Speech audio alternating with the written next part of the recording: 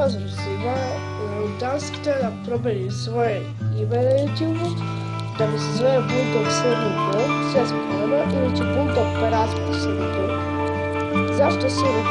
Pa, zato je igricu Big Dash, izbacit ću taj video od te igrice, ja, drugačiji čovjek, u toj igrici se zove Bulldog SRB. Pa hajde, tako ću se zvati, ili nešto ću tako Bulldog Games. Ne, Bulldog SRB ću se zvati, tako mi je nekako najbolje. Ne kopiram te Street Video SRB.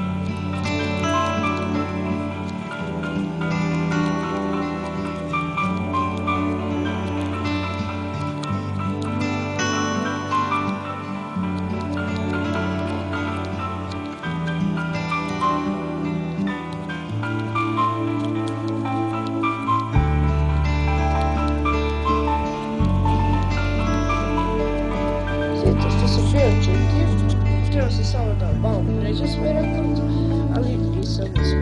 Veliki rekord. Evo da uzmem da vidim stavim.